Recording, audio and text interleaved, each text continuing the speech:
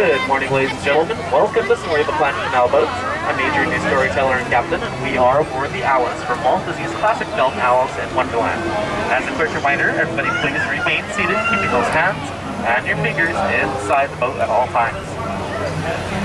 Now we're going to stop for a bit to make some room between me and the boat ahead. Go ahead and stay with these folks. We'll be moving in just a few moments. Thank you.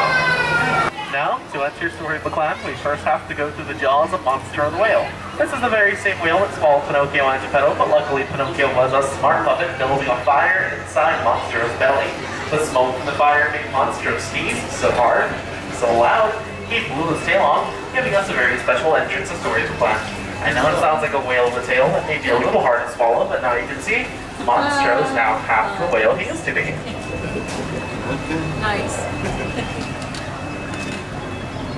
Coming up on the left-hand side, just around the riverbed, is the cave of the Big Bad Wolf. He's always trying to get across the canal to those pesky three little pigs. Fifer Pig made his home of straw, Fiddler Pig made his home of sticks, and Practical Pig made his home of 100% wolf-proof bricks. On the really hot summer days, they like to get together, wrapped up in blankets, bacon, in the sun. On the left-hand side is a quaint English village where Alice lives from Alice in Wonderland. One golden afternoon, Alice followed the white rabbit down the rabbit hole, down to Wonderland, where she met very curious creatures. A big-headed queen, and Johnny Depp. In the center of the canal to your right is London Park. With the help of Tinkerbell's pixie dust, Wendy, John, and Michael Darling flew over London Park, escaping from the giant ducks in Neverland, where they never, ever have to grow up.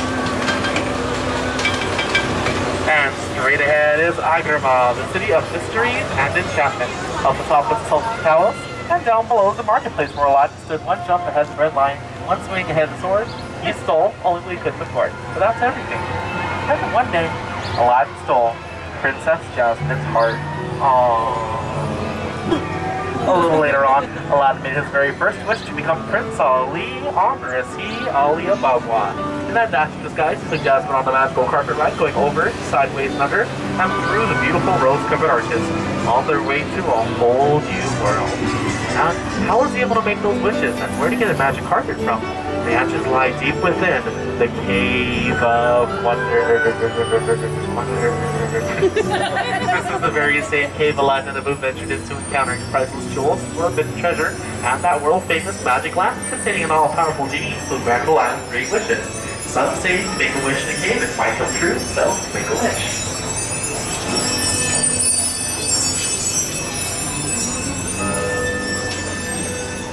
On the right-hand side, beyond the 7 jeweled hills and beyond the 7 falls, is the home of Snow White, the fairest one of all. Up front is a cottage where Snow White lives with the 7 dwarfs, and back in the corner is a jewel mine where the dwarfs still whistle while they work. And to the left-hand side, the white chateau with the blue roof, it's where Cinderella used to live with her stepmother and wicked stepsisters. She moved up, way on up to the beautiful pink and gold castle at the top of the mountain, living happily ever after with her Prince Charming. It's just like we always say here in Storybook Land. If you like it, then you should have put a shoe on it.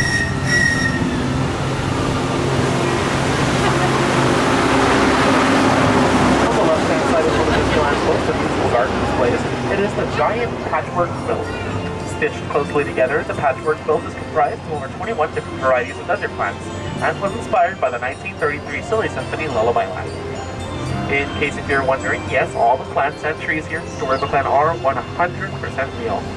They're only kept small using a special process known to only a few of our Disneyland gardeners, and our head gardener, Rosetta, using faith dust and pixie dust to make them grow about half an inch a year. Some of the trees here in Storybook Land are Disneyland's oldest residents, reaching an age of over 150 years old, while another has been planted by Walt Disney himself. On the left-hand side past the arch is a hollowed-out tree stump, the home of Ratty and Molly from Walt Disney's The Wind in the Willows. And living right next door is Mr. Toad, who lives in a stately manor known as Toad Hall. They're at home right now. They're probably up on a wild ride in Fantasyland, going nowhere in particular. But Mr. Toad better be careful where he parks his motor car, otherwise we'll be towed away. Also on the left are the 3 Dutch windmills. The Center Windmills, most famous for sheltering local animals during a fierce winter storm, in the Academy Award-winning Silly Symphony, The Old Mill. As for the other 2 windmills, those are just general mills. And straight ahead is the Alpine Village for Pinocchio and Geppetto Live. Down by the waterside is a wood carving shop where Geppetto wished upon a wishing star, and Pinocchio came to life.